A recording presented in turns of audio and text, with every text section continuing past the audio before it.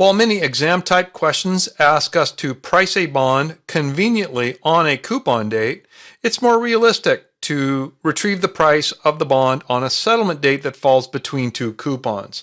So here I'll use the actual example in Bruce Tuckman's Chapter 1 and we'll retrieve the full and flat price of a bond on a settlement date when it falls in between two coupon dates.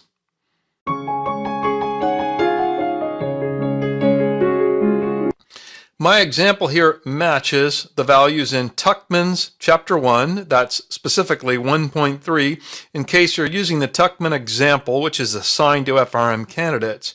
And so this looks complicated, but the reason is that this is a special kind of problem.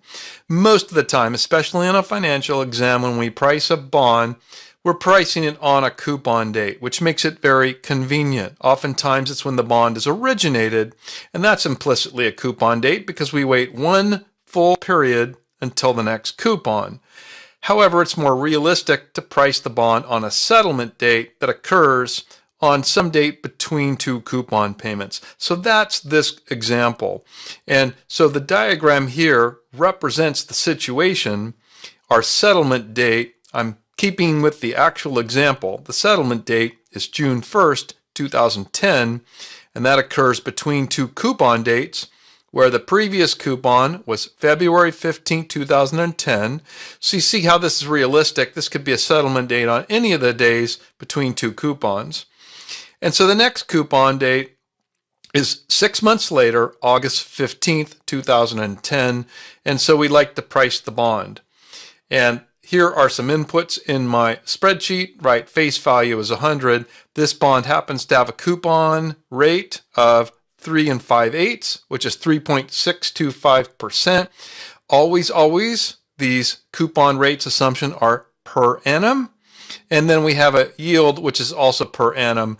Now, I solved for that because in Tuckman's example, he gives, I think, the flat price right here, and we'll get down to the flat price, but he gave me the flat price, so I solved for the yield. Now in the spreadsheet, we can change the yield and everything else will ripple. I'm not going to do that.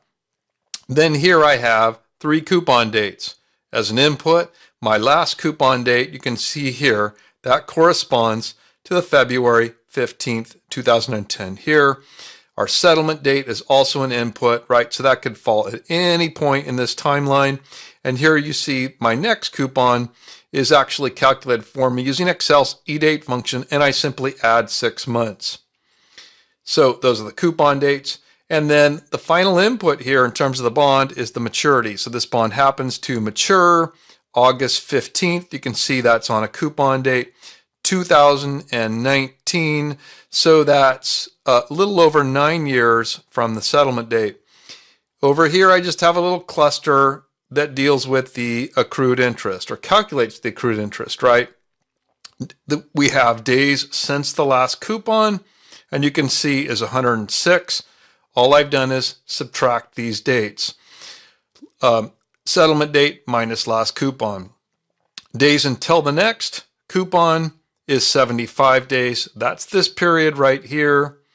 And the days between the coupon is a simple subtraction. It's 181 days. And you might notice at this point that we have a question of day count convention. I have a previous video in my playlist on this, right? This is a U.S. Treasury bond. I don't say that anywhere here. It's in the text. The day count basis or day count convention of a U.S. Treasury bond is actual and actuals, we say, as opposed to 3360. For example, U.S. corporate or municipal would be 3360 day count, in which case the days between would be 180 here. But this reflects and is consistent with actual to actual day count basis appropriate for a U.S. Treasury bond. And so these calculations are, by the way, quite simple. In an actual, they're just subtractions. So my accrued interest on the settlement date is just the fraction of the overall coupon. And I'll just redo it here so we can walk through that, make sure we understand that. Right, I have a face value for the bond.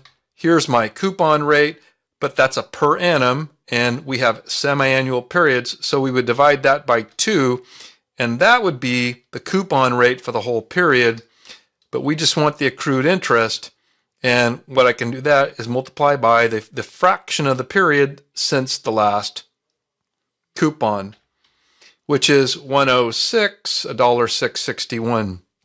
Right, so over here I have W and 1 minus W. These two add together, so these just take the period, and what's the fraction of 1 or fraction of 1 period since the last coupon, and then until the next coupon.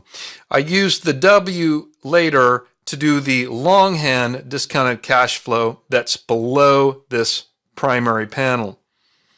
Okay, so we have the accrued interest calculation. And now it's all downhill from here. You can see it's mostly input, assumptions, understanding, clarifying what our day count convention is, because that would change the results slightly. Okay, maturity on settlement is just, I'm using Excel's year fraction, and that's telling us from the settlement date, it's 9.21 years until maturity. And see, this is why this is a realistic problem, but not necessarily a typical problem on a financial exam, because we're dealing with a settlement date that makes it a fractional number of periods until maturity. So the way that I do it here in Excel is I round that up. I take the 9.21, multiply by 2, and I round that up, and I get 19.0 because it's rounded. What does that mean? That is the number of semesters or semi-annual periods if I take my settlement date and I just walk back to the last coupon date. That's basically the mechanic that I'm doing here. Here's a settlement date. I'm walking back to the previous coupon date, and from that point then I'm on a nice clean round date. Then I'm retrieving the number of semesters, let's say, until maturity. And so that's 19 semesters or semi-annual periods from this coupon date that I walked back to. So I'm pricing the bond from here just like a regular financial exam bond question. And we can do it here very easily, right? I have 19 semesters. So I'm doing that from this date, February 15, 2010. And now here I'm using Excel, but these map to the time value of money keys on the calculator. N is my number of periods, 19 semi-annual periods. My yield per period is just half. This 3.268, you can see literally half. My payment per coupon, right, as before, is half the coupon, and my face value is 100. So that my full price, I simply use the present value, and this is directly analogous to using the PV on the calculator, and I get a price of $102.8.8926, and this is a full price, right? So again, the whole point of this is here, I'm pricing the bond after having walked back to this coupon date, and I'm computing what is called a full price. It has actually a few synonyms, right? It's also called a dirty price, it's also called an invoice price, and it's also called, here's the one I think is most important, it's also called the cash price, right? Because what we're doing here is calculating a correct discounted cash flow. This is a concept that comes up almost every year in the forum as a question, this confusion about this matter, right? When we price this way, with the PV on the calculator, just like the PV here, it's a discounted cash flow. It's a true cash price. It's the price that matters in a way, and we call it the full price. We're pricing it right here. Now, the whole point was, let's get the price on settlement date.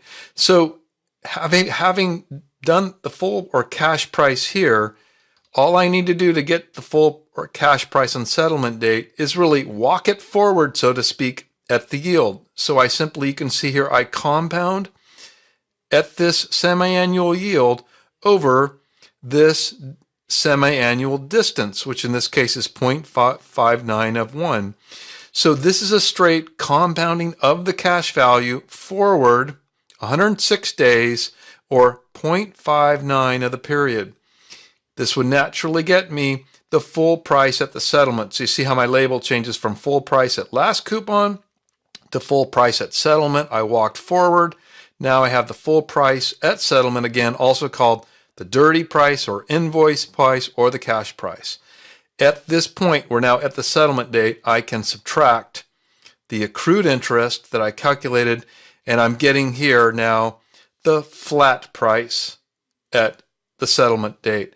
That also has synonyms, right? So this is also called the clean price, and it's also called the quoted price. So we can say we have here two prices at the settlement date. We have the full and the flat, or if you like, we have the dirty and the clean, or if you like, we have the invoice and the quoted, or if you like, we could also have the cash and the quoted.